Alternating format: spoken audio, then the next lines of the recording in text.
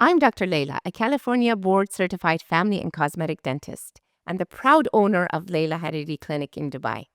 I graduated from UCSF, one of the top 5 dental schools in the world, and bring over 25 years of experience, 21 of them right here in Dubai. I've been honored with the I Love My Dentist award twice, thanks to the trust and connection I share with my patients.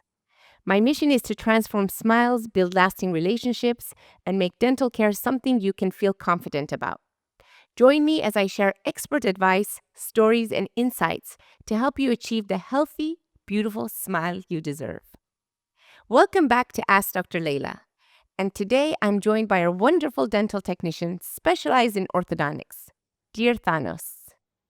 Thank you, Dr. Leila. It's a big pleasure to be here for you today. Thanks a lot for inviting me. Honestly, the pleasure is ours. Thank you for being here. And could you tell us a bit more about yourself? Actually, I'm a master dental technician. I graduated in Athens, Greece, and I specialized in Germany in orthodontics and sleep apnea. I worked in Athens and in Germany, in Wiesbaden and Cologne, for several years as an orthodontic technician. And the last 8 years, I'm working here in Dubai as the director of the orthodontic department here in Qualident and as a senior dental technician in Mohammed bin Rashid University. That is amazing.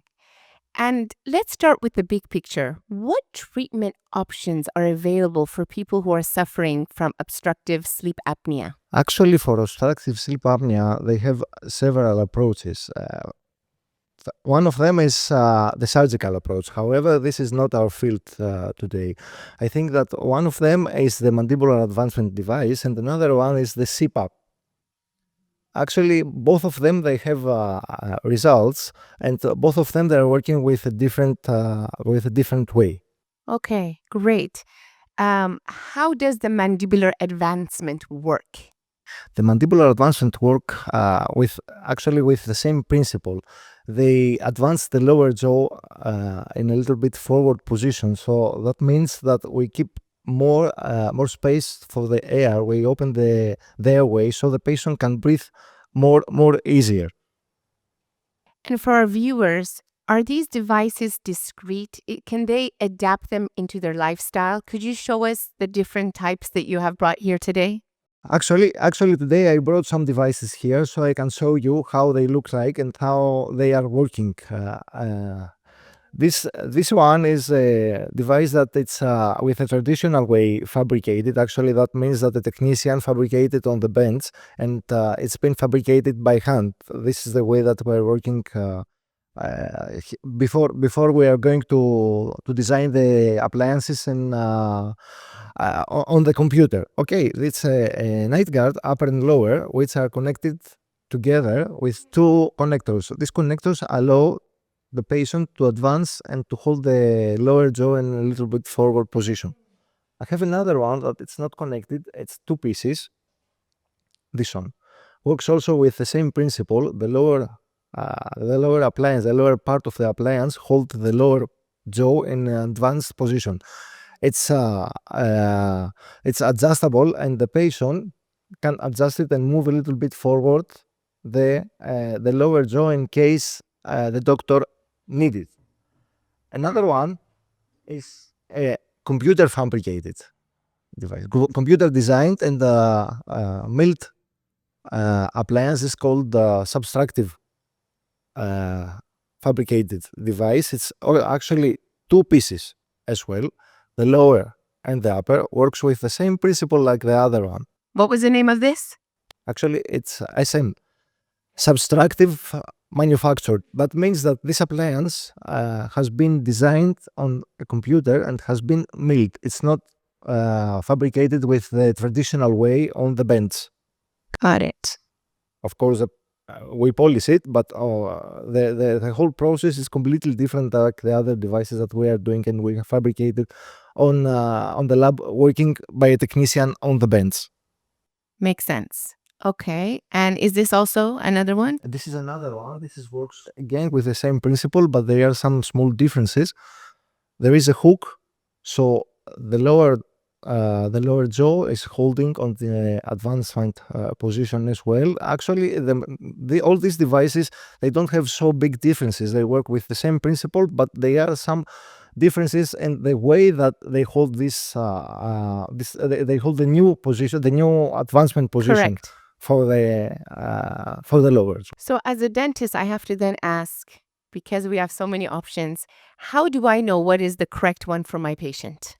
Actually, these devices are more or less fits to the most of the patient.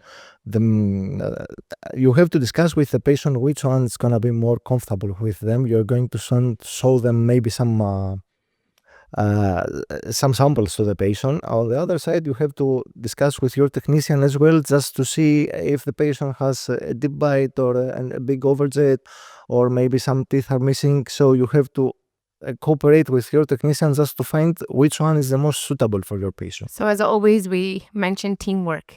Teamwork Always is key. teamwork.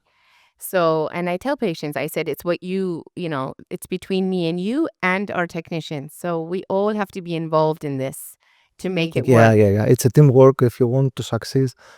And this field in sleep apnea, it's a teamwork, because these appliances, the patient is going to wear it for a long time. True. And again, as a dentist, I know accurate records is key to everything, whether I'm doing my crowns, veneers, inlays, onlays. Can you guide us dentists into how we can make the most appropriate way for you as a technician to give us the best results? Actually, the most important thing, if the doctor wants to fabricate this kind of devices, is the bite. We need to have the bite in the forward position, so the doctor usually use the bite fork. So we need to have the lower jaw in the advancement position, the position that is comfortable for the patient, and the position that we don't have some other problems with the TMJ. As you know, we're going to treat adult patient. Maybe they have some other medical issues, let's say arthritis, let's say disc degeneration, let's say disc perforation.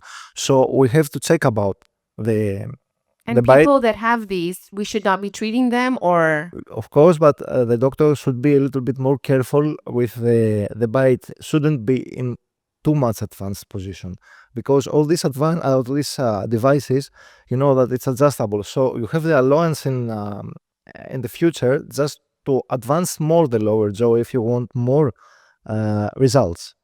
So in patients that they have some other medical condition, especially with TMJ, so we have to be careful. I always make a cross-check with the doctor once I'm using the semi-adjustable articulator. According to the protocol, I always make a cross-check and double-check for the bite before I move forward and fabricate the device. Okay, great. And we can either scan or take impressions? Actually, it's the same, but nowadays we're in a digital Scanning is the days, best. so scanning is the best. Correct. Right. And this, what you're holding, is to get the bite Exactly. registration. This is most important. The bite for this appliance is the most important. It's the most important. And as we all know, CPAP machines seem to be the gold standard now for sleep apnea and snoring. How, or I should ask, does CPAP machines and these appliances, can they go hand in hand? Actually, in severe sleep apnea, a lot of doctors, actually in severe sleep apnea, the patient has to use the CPAP machine. The CPAP machine recommended by the pulmonologist. Okay, it's a machine that has a continuously air pressing, just to open the airway for the patient. It's a machine that it's not so comfortable for the patient, but has to do it.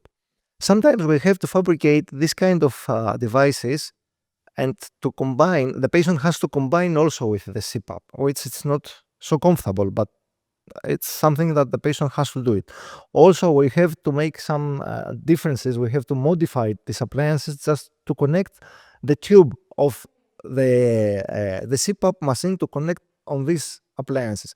I didn't do a lot, thanks God, but sometimes I have to do it. Correct.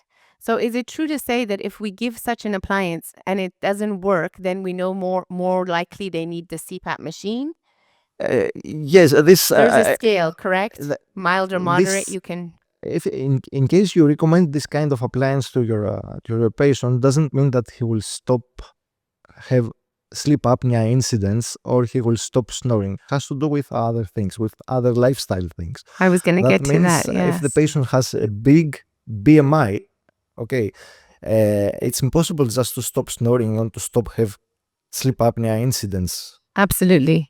wearing that appliance. Of course, the snoring will reduce. Maybe the sleep apnea incidences will be reduced as well, but he must also change other lifestyle. For example, not to eat too late, not to go for more exercise, or to try to reduce the BMI. It's just not only an appliance. Absolutely. This has been really insightful. I'm really passionate about this I would like to now. add one more thing. Nowadays, the American Heart Association recommends people with poorly treated or treatment resistant hypertension just to send this patient for screening for sleep apnea. Which puts more the light on us dentists that we have to be screening our patients more thoroughly and asking the right questions, as you could imagine. Thank you so much. This was very insightful for showing us all these mandibular advancements for people that have obstructive sleep apnea. And if you or anyone you know has this, please reach out to your dentist and your ENT. Anyways, your medical professionals, we're here to help. And until next time, stay safe, keep on smiling, everyone.